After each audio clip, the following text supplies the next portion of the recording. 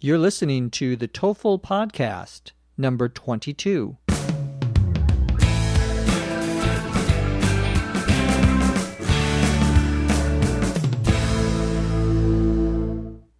This is the TOEFL podcast, the Test of English as a Foreign Language podcast, the podcast for those studying for the TOEFL, the IELTS, or any other standard English exam. I'm your host, Dr. Jeff McQuillan, coming to you from the Center for Educational Development in Los Angeles, California. On this podcast, we're going to listen to a lecture about psychology. We'll listen to the lecture at a slow rate of speech, then some explanations of the lecture, followed by the lecture at a native rate of speech, and then a comprehension question. Let's get started.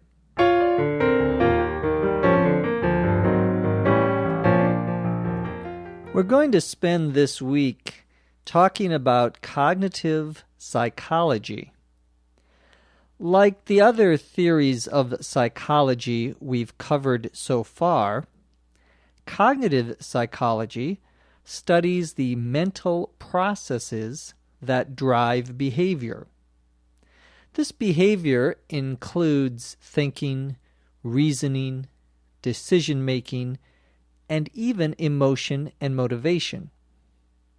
In 1967, a psychologist by the name of Ulrich Neisser published a book called Cognitive Psychology.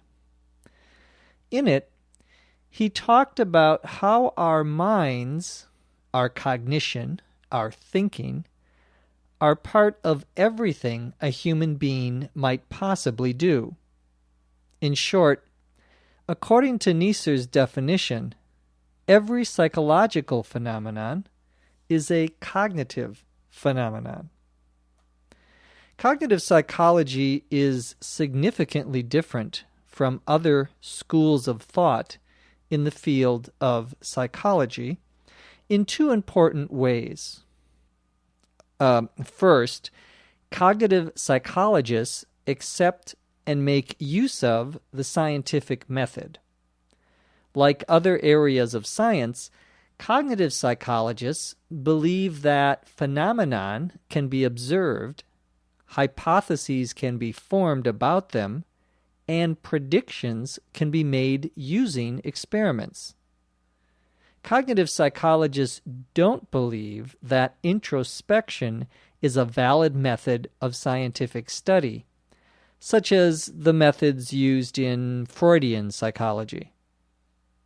A second key way that cognitive science differs from previous psychological approaches is that it acknowledges the existence of internal mental states such as beliefs, desires, and motivations. This is in stark contrast to the view taken by behaviorist psychology. We're out of time for today. Be sure to read Chapter 4 in your textbook and come to class Friday ready to discuss it. That's all for today.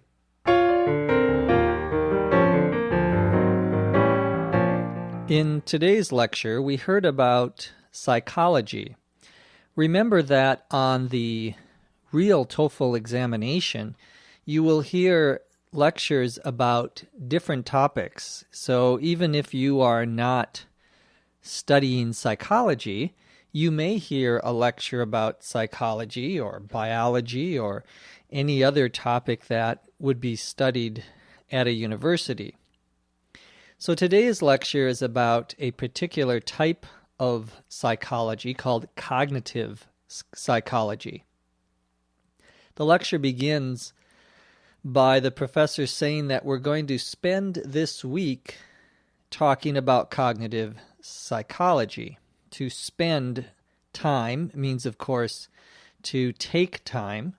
We are going to talk about, in this case, this week, psychology. And he continues that, like other theories of psychology they've covered so far. To cover, when we talk about a topic, means to discuss. So you may say to your professor, have we covered this topic before? Means have we talked about it? Have we discussed it before? In this lecture, the professor says that, like other theories that they have covered so far, or up to that point, cognitive psychology studies the mental processes or processes that drive behavior. A process, of course, is a sequence of events. It's a one event and then another event and then another event, and these things work together to form some sort of process. Well, mental processes are things that go on in your brain, in your mind. The behavior that cognitive psychology drives includes thinking, reasoning, decision-making, making a decision, even emotion and motivation. The next part of the lecture, we hear a little bit about the history of cognitive psychology. The professor says that in 1967, a psychologist by the name of Ulrich Neisser. The expression "by the name of" is just another way of saying named or called, the person's name. So a podcast host by the name of Dr. Jeff McQuillan is the same as a podcast host named Jeff McQuillan or called Jeff McQuillan. These are all the same thing. This psychologist, Ulrich Neisser, published a book called Cognitive Psychology. In it, that is, in the book, he talked about how our minds are part of everything that a human might possibly do, meaning that whatever we do in our life, our mind, our brain is somehow connected to that. The professor continues by saying, in short, according to Neisser's definition, every psychological phenomenon is a cognitive phenomenon. The expression "in short," I-N-S-H-O-R-T, 2 words, means in summary, or when someone is going to summarize or tell what they just told you in a shorter way, we would use that expression before, at the beginning, I should say, of the sentence. In short, according to Neisser's definition, meaning if we look at how Neisser defines or describes cognitive psychology, every psychological phenomenon, a phenomenon, P-H-E-N-O-M-E-N-O-N,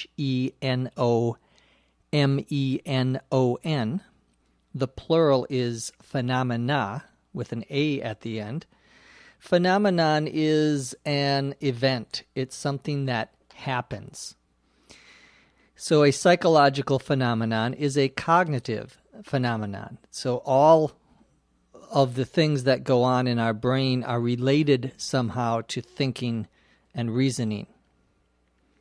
Well, cognitive psychology, the professor says, is significantly different from other schools of thought.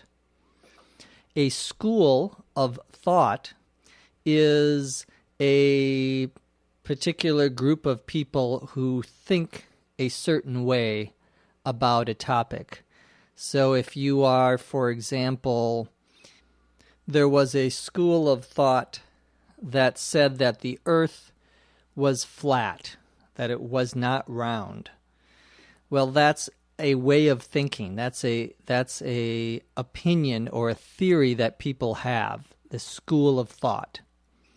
Sometimes you'll hear the expression, another school of thought is, when they're going to describe a different theory or a different way of looking at things. So cognitive psychology is one school of thought, one type of theory in the area of psychology. In the lecture, the professor says in the field of psychology, and the field, F-I-E-L-D, means the same as the area of psychology. He says that cognitive psychology is different in two important ways. First, cognitive psychologists accept and make use of the scientific method. To make use of something is the same as to use something. I'm going to make use of your car means I'm going to use your car. The scientific method is a way of thinking about a problem using what we would call hypotheses. A hypothesis, Hypothesis, the plural is hypotheses with an es at the end. Hypotheses there are guesses, but there are guesses about something based upon or founded upon some sort of evidence. So it's our way that we think about something.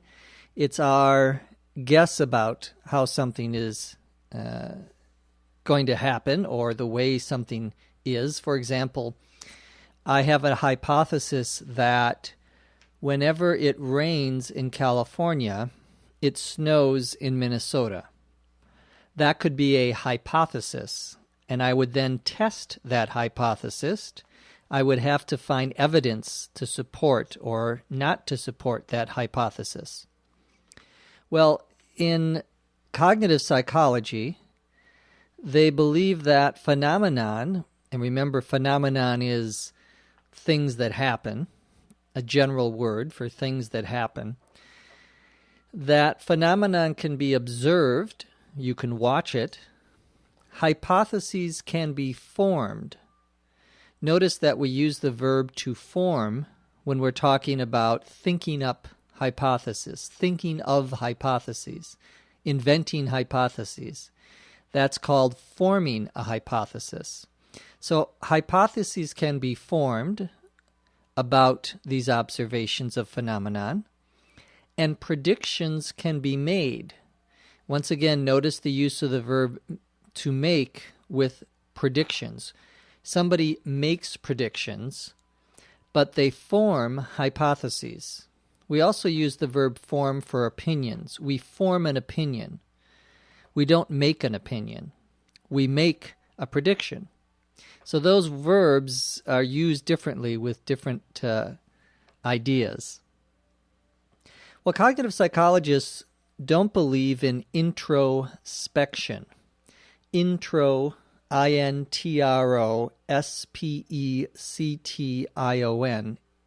introspection, all one word, means that you look into yourself, that you are examining yourself.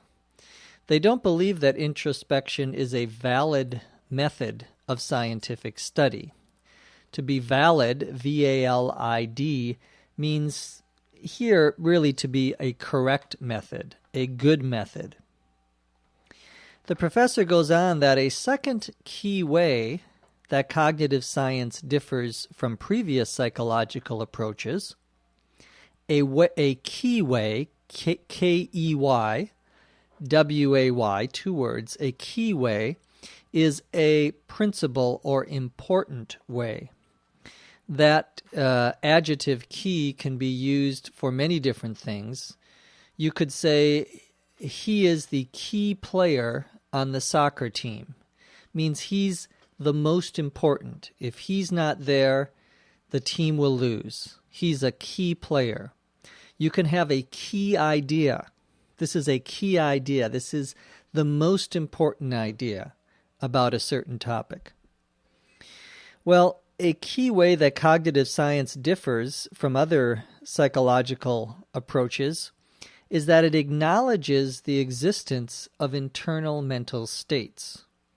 To acknowledge, A-C-N-O-W-L-E-D-G-E-S, it acknowledges. To acknowledge was, of course, without the S. To acknowledge means to recognize, to say, yes, that exists, that is possible. So cognitive psychology or cognitive science acknowledges the existence of internal mental states. Internal means inside your head, inside your brain. Internal mental states. A mental state is the situation or condition of your thinking. That it can include beliefs, desires, what you hope or want, and motivations, why you do something. This belief in internal mental states, according to the professor, is in stark contrast to the view taken by behaviorist psychology. In stark, S-T-A-R-K, contrast to. This is the same as saying in contrast to, or it is different from. The word stark here is used for emphasis, to say this is very different from the view or the ideas of behaviorist psychology. That's all for the lecture. Now let's go back and listen to it at a native rate of speech.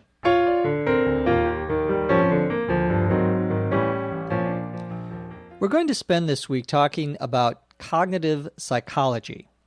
Like the other theories of psychology we've covered so far, cognitive psychology studies the mental processes that drive behavior.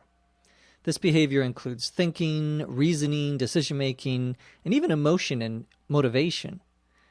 In 1967, a psychologist by the name of Ulrich Neisser published a book called Cognitive Psychology.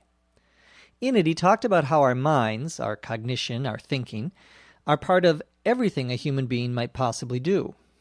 In short, according to Neisser's definition, every psychological phenomenon is a cognitive phenomenon.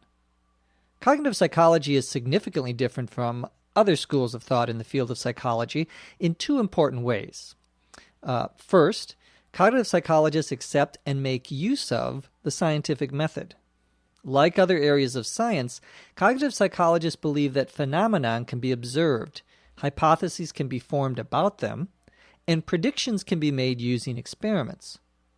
Cognitive psychologists don't believe that introspection is a valid method of scientific study, such as the methods used in Freudian psychology.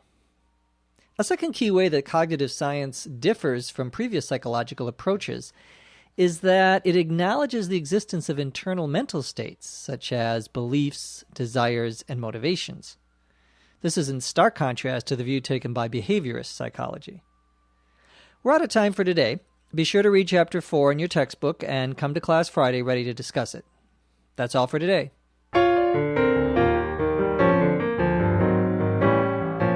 Now let's ask and answer a comprehension question.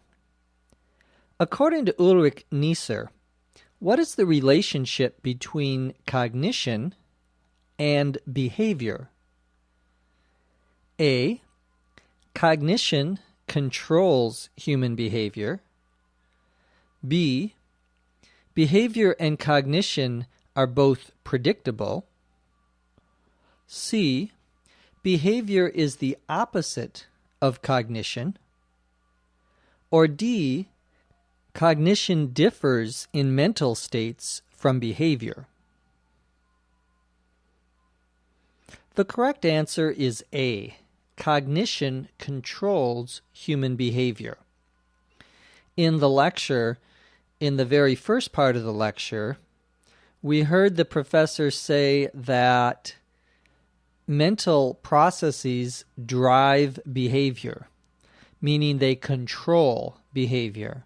And what are these mental processes? That they are cognition, they are thinking.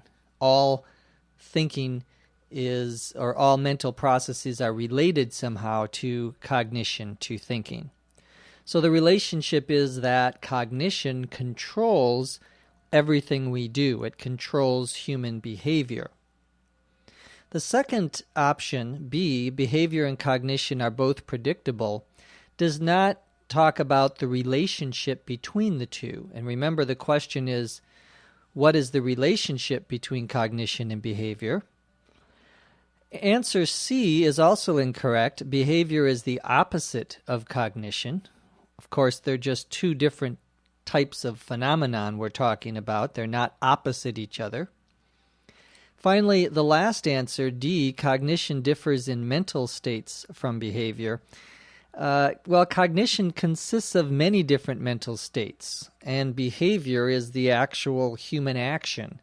So this is a confused answer because it doesn't really understand what cognition is. So the correct answer is A, cognition controls human behavior. Remember to visit our website at www.TOEFLPod, that's TOEFLPod.com, for a script of the lecture from today's podcast, as well as more information about the TOEFL podcast. From Los Angeles, California, I'm Jeff McQuillan. Thanks for listening. We'll see you next time on the TOEFL podcast. The TOEFL podcast is written and produced by Dr. Lucy Say. Your host is Dr. Jeff McQuillan. This podcast is copyright 2006 by the Center for Educational Development. TOEFL is a registered trademark of the Educational Testing Service, which does not endorse and was not involved in the production of this podcast.